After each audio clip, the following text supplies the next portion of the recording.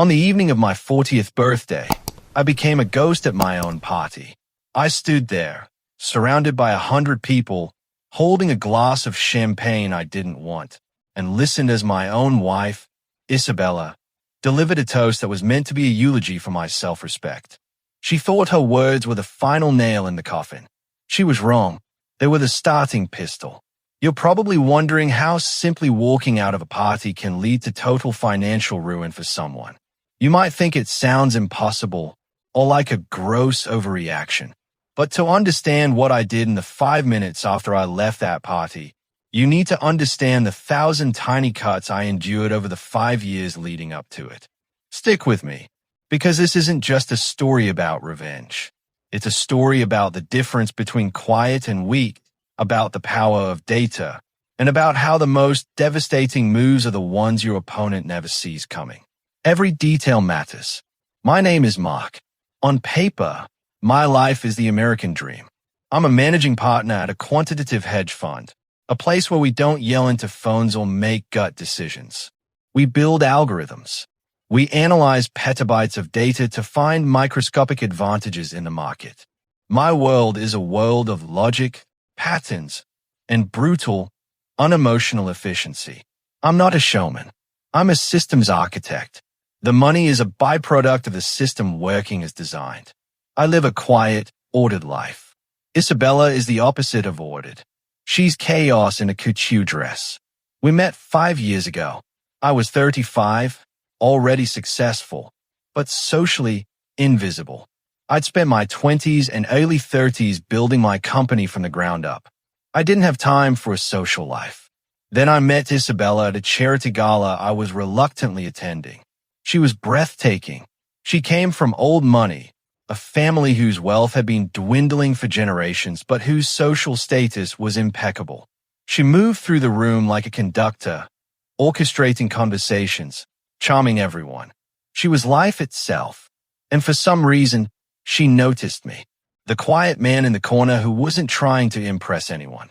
She told me later she was fascinated by my stillness, my quiet power. I was fascinated by her vibrancy. We fell hard and fast. I saw her as my muse, the one who could pull me out of my world of numbers and into the world of people. She saw my world of numbers as a blank check. The first year was a whirlwind. She introduced me to her friends, a circle of socialites, gallery owners, and people who listed their job as philanthropists. I paid for everything: exquisite dinners, spontaneous trips to Paris, front row seats at Fashion Week. I didn't mind. I was in love, and I could afford it. I saw it as the cost of admission to her world. The subtle betrayal started in year 2. They were always disguised as jokes.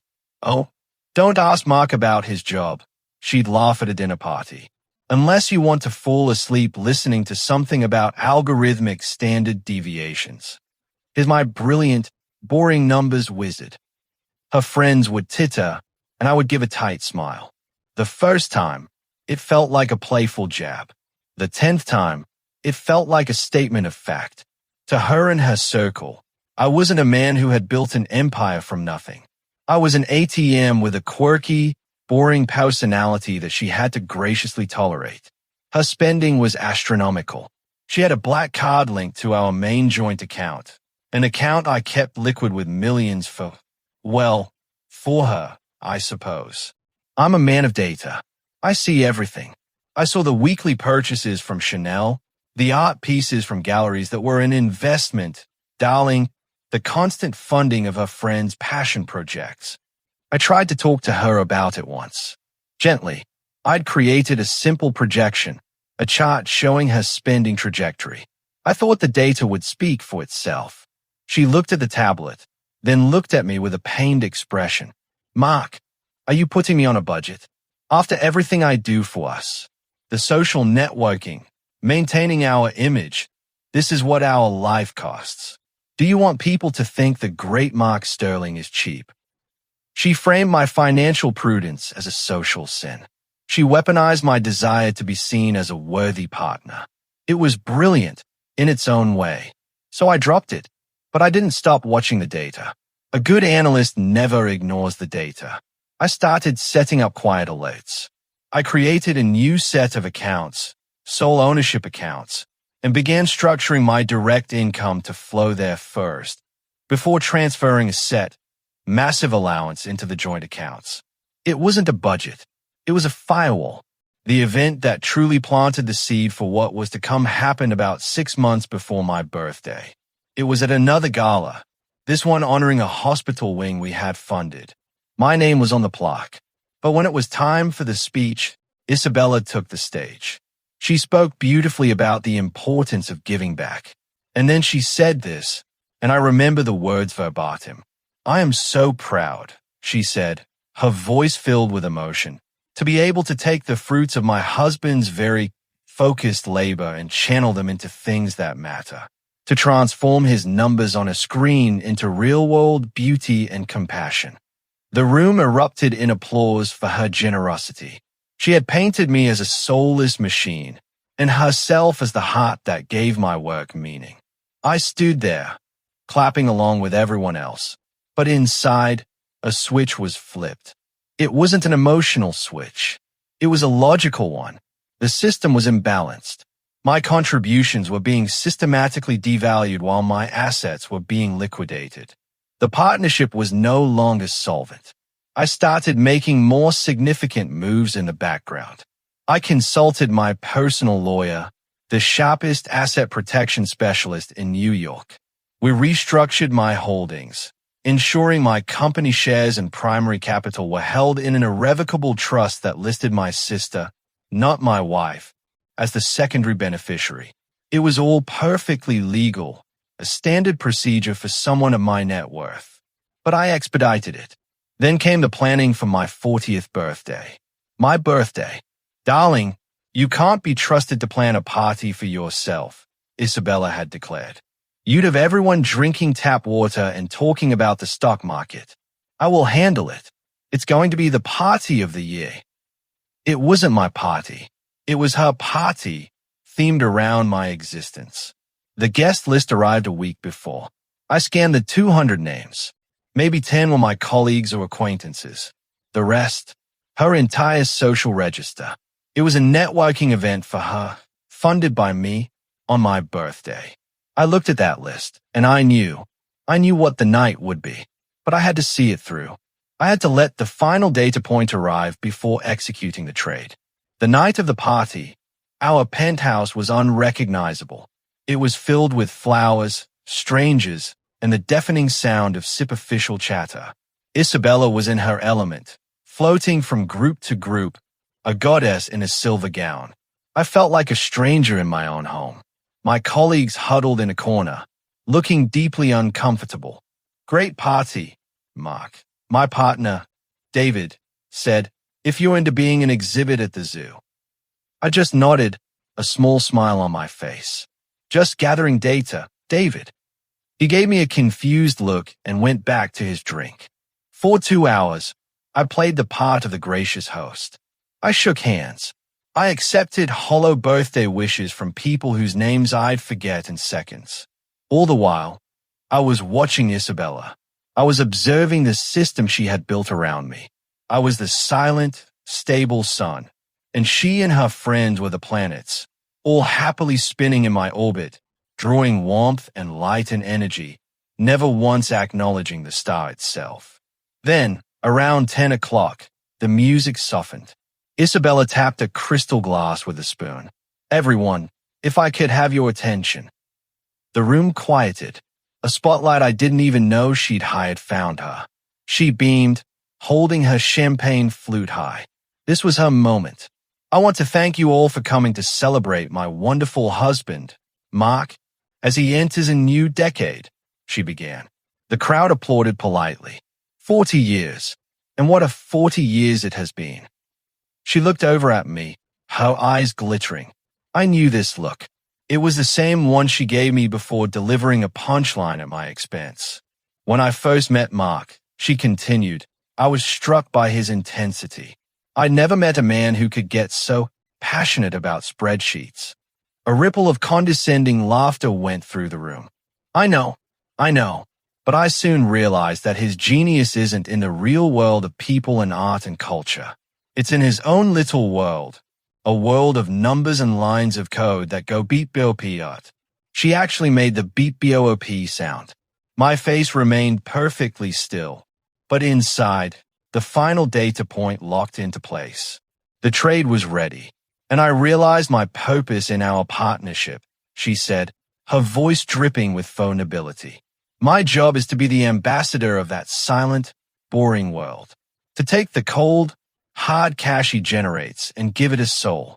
To give it style. To make sure he doesn't just disappear into his computer screen forever. She winked, so he can afford my shopping habits. The crowd roared with laughter this time. It was the perfect joke for them.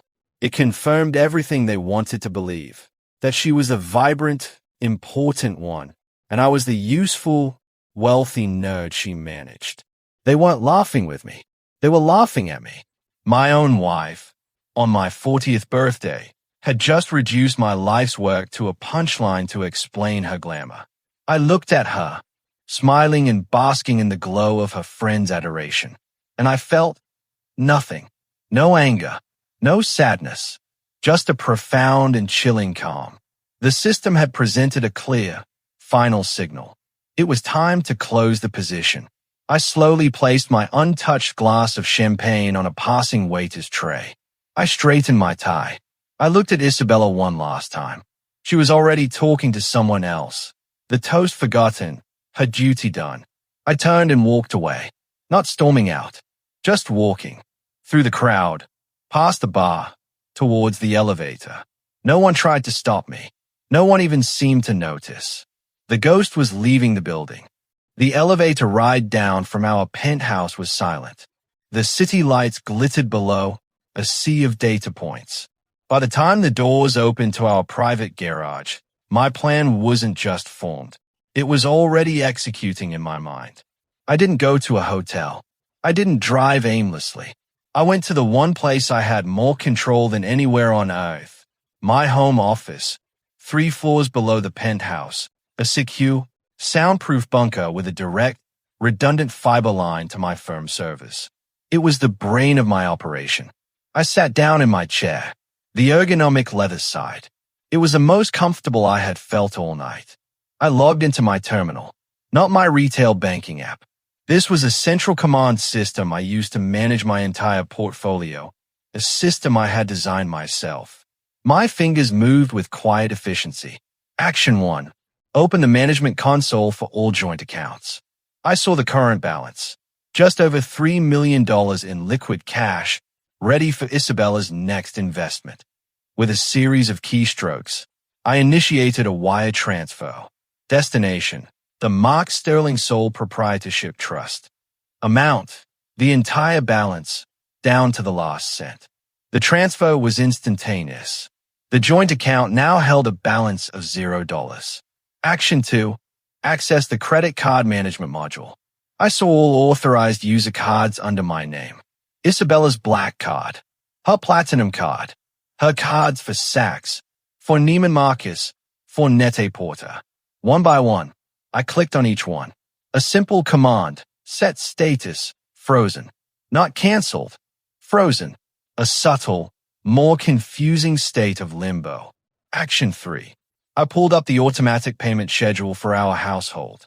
The penthouse maintenance fees, the utilities, the lease on her Range Rover, the salaries for the housekeeping staff.